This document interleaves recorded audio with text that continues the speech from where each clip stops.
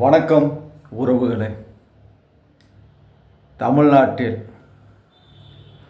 தமிழ் சமூகத்தை அழிப்பதற்கு துணை போகும் கூட்டங்கள், பட்டியல் இன சமுதாயத்தை சார்ந்தவர்கள் எல்லாம் தலித்தாகவும், மற்ற சமுதாயம் எல்லாம் உயர்ந்த ஜாதி, நாங்கள் அந்த பரம்பரை இந்த பரம்பரை என்று பீத்திக் கொள்கிறார்கள். யார் வேண்டுமானாலும் பெருமை பேசிக்கொள்ளலாம், அது அவரவர்களுடைய தனிப்பட்ட சுதந்திரம். பட்டியல் இன சமுதாய மக்களை தேர்தலுக்கு மட்டும் பயன்படுத்துகிற கூட்டம்தான் அனைத்து சமுதாயத்தில் உள்ள அரசியல்வாதிகள்.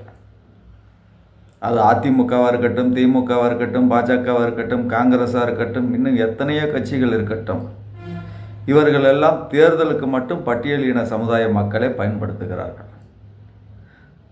அந்த பட்டியல் இன சமுதாய மக்களுக்கு ஒரு பிரச்சனை என்றால் இத்தனை அரசியல் கட்சி தலைவர்களும் அங்கே போவதில்லை, அவர்களுக்காக குரல் கொடுப்பதில்லை. அவர்கள் ஏதோ தீண்டத்தகாதவர்கள், அவர்களை பார்த்தா ஏதோ இவங்களுக்கு ஏதோ அச்சமா, ஓட்டு மட்டும் அவர்கள்ட்டேருந்து வாங்குகிறாங்க. ஓட்டு கேட்க போகையில் அந்த சமூக மக்களை, பட்டியலின மக்களை பூரா திரட்டிக்கிறாங்க, வாங்க ஓட்டு கேட்க போகணும்ட்டு. அதே மாதிரி வெற்றி பெறுறதுக்கு கூட வச்சுக்கிறாங்க, கூட்டம் போடுறதுக்கு. ஒவ்வொரு கட்சிக்காரனும் கூட்டம் போடுறதுக்கு பட்டியலின சமுதாய மக்கள் தயவு இல்லாமல் ஒருத்தையும் கூட கூட்டம் போட முடியாது. இன்றைக்கி நீங்கள் தமிழ்நாட்டில் எத்தனை கட்சி, லட்சம் கட்சி இருந்தாலும் பட்டியலின மக்களுடைய அந்த ஒத்துழைப்பு இல்லாமல் ஒருத்தையும் கூட இங்கே கட்சி நடத்த முடியாது. அப்படிப்பட்ட மக்களுக்கு ஒரு பிரச்சனை என்றால் இங்கே இருக்கிற அத்தனை கட்சிகளும் நம்பிக்கை துரோகிகளாக இருக்கிறார்கள். ஏதோ அவர்கள் ஆண்ட பரம்பரை, நாங்கள் உயர்ந்த ஜாதி, அந்த அந்த பட்டியலின மக்கள் தாழ்ந்த ஜாதி என்று இழிவுபடுத்தி பேசுகிறார்கள். நானே என் கண்ணு முன்னாடி நிறைய பார்ப்பேன். இவ்வளவு கேவலமான உலகமாக இருக்குது. இங்கு ஜாதி வெறி பிடித்தவன் ஒரு கூட்டம் இருக்கிறான், அது எல்லா சமுதாயத்திலும் இருக்குது. இந்த பட்டியலின சமுதாயத்தை இழிவுபடுத்தி பேசுறதுக்குன்னு நாங்கள் தான் உயர்ந்த ஜாதி, நாங்கள் தான் அந்த ஜாதி, நாங்கள் தான் இந்த ஜாதி என்று பெருமை பேசுகிறவன் எல்லா சமுதாயத்திலும் இருக்கிறாங்க. அதே மாதிரி இந்து மத வெறி பிடித்தவன் எவன் இந்த ஜாதி வெறி பிடிச்சவன் இருக்கிறான்னா அவன் தான் என்ன பண்ணுறது, இஸ்லாமியரை எதிர்க்கணும், சிறுபான்மை மக்களை எதிர்க்கணும். அப்போ என்ன பண்ணுறான்னா ஒரு மதத்தை கையில் வச்சுக்கிறாங்க. மதவெறியை தூண்டுறது யாருன்னு பார்த்தீங்கன்னா இந்து மதவெறி பிடிச்ச கூட்டம், அந்த ஜாதி கட்டமைப்பில் இருக்கிறவன் தான், ஜாதி வெறி பிடிச்சவன் தான் அந்த இந்து அமைப்பு, ஆர்எஸ்எஸ்ஸாக இருக்கட்டும், எல்லா கட்சியிலும் இருப்பான். இந்த இந்து கொள்கை உள்ளது அவன் 1ஆம் நம்பர் ஆபத்தானவர்கள். நம்மளே பார்த்துடலாம், 10 நிமிஷத்தில் அவன் கூட பழகுனாலே அவன்கிட்ட இருந்து நம்ம கண்டுபிடிச்சிடலாம் இவன் எவ்வளவு மதவெறி பிடிச்சவன், இவன் எவ்வளவு ஜாதி வெறி பிடிச்சவன். இவன்கிட்ட பழகலாமா வேணாம்ன்றதை நம்ம ஒரு நாளில் கண்டுபிடிச்சிடலாம், இல்லை 10 நிமிஷத்தில் கூட கண்டுபிடிச்சிடலாம்.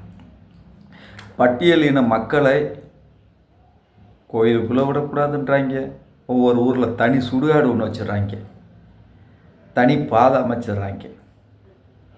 அவர்களுக்கு இந்த ஊருக்குள்ளே அந்த ஜாதி தனியாக இருக்குன்னு, இந்த ஜாதி தனியாக இருக்குன்னு பிரித்து வச்சுறாங்க. அப்போ என்ன பண்ணுவாங்க, அவன் நம்மளை ஒதுக்க என்ன பண்ணான்னா அந்த மக்களுக்கு நம்ம மேலே, மற்ற சமுதாயத்து மேலே கோபங்கள் வரத்தான் செய்யும். நம்மளும் மனிதர்கள் தான், நம்மளும் கல்வி பொருளாதார ரீதியாக தொழில் ரீதியாக நம்மளும் முன்னேறிக்கிட்டு இருக்கிறோம், ஏன் நம்மளை மட்டும் ஒதுக்கி பார்க்குறாங்கன்னா அப்போ பட்டியலின சமுதாய மக்களுக்கு கோபங்கள் வரும். இப்போ நீங்கள் இஸ்லாமியர் யார், கிறிஸ்தவர் யாருன்னு பார்த்தீங்கன்னா இங்கே இருக்கிற அனைத்து தமிழ் குடி உறவுகளிலிருந்து நம்மளை இழிவுபடுத்தி பேசுகிறான், நம்மளை ஒதுக்கி பார்க்குறான், ஏன் நம்ம இந்த மதத்தில் நம்ம இருந்துக்கிட்டு நம்மளை கேவலமாக பேசுகிறாங்க. அப்போ இந்த மதத்தை விட்டு நம்ம மதம் மாறுன்றக்காகத்தான் இஸ்லாமிய மதத்தை தேர்ந்தெடுக்கிறாங்க, கிறிஸ்தவ மதத்தை தேர்ந்தெடுக்கிறாங்க. இங்கே யார் தேவைக்காக அங்கே போகலாம், இவர்களுடைய அச்சுறுத்தலுக்காக, இவர்களுடைய பேச்சு, இவங்க தன்னைத்தானே உயர்த்தி பேசிக்கிறதுனால இதை விட்டு நம்ம வெளியில் போய் நம்ம சுதந்திரமாக இருப்போம்ன்றக்காகத்தான் இஸ்லாமிய மதத்தையும் கிறிஸ்தவ மதத்தையும் பின்பற்றுறாங்க. இன்றைக்கி தமிழ்நாட்டில் ஜாதி வெறி பிடித்தவனை இந்த 2026 தேர்தலில் ஒருத்தன் கூட எம்எல்ஏ ஆகக்கூடாது, ஒரு தெருவில் கூட அவனுடைய நடமாட்டமே இருக்கக்கூடாது. இந்த இந்து மதவெறி பிடித்தவன் வந்து பாஜக கட்சியில் நிற்பான்.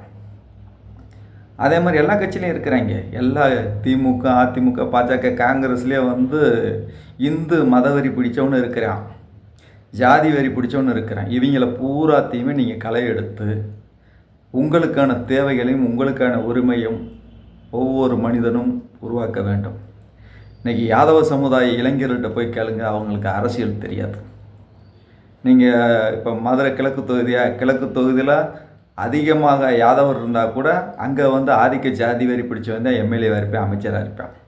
நீங்கள் மேலூருக்கு போனாலும் சரி, உசிலம்பட்டிக்கு போனாலும் சரி, தூத்துக்குடி போனாலும் சரி, திருநெல்வேலி போனாலும் சரி, நீங்கள் எந்த மாவட்டத்துக்கு போனாலும் ஆதிக்க ஜாதி வெறி பிடித்த கூட்டம், ஆதிக்க இந்து வெறி பிடித்த கூட்டங்கள் தான் தன்னை வளர்த்து கொள்வதற்கு சாதி சண்டைகளை தூண்டி விடுவான், இந்து மத சண்டைகளை தூண்டி விடுவார்கள்.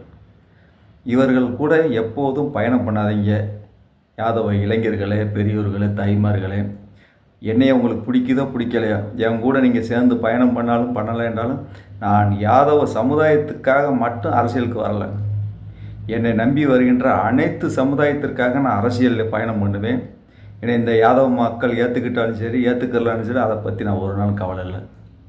ஏதோ தேர்தல் வர்ற நேரம் மட்டும் நான் யாதவ சமுதாய தலைவர், நான் யாதவ கட்சி தலைவர்னு சொல்லிட்டு உங்ககிட்ட பணம் சம்பாதிக்கிறதுக்காக நான் வரலை.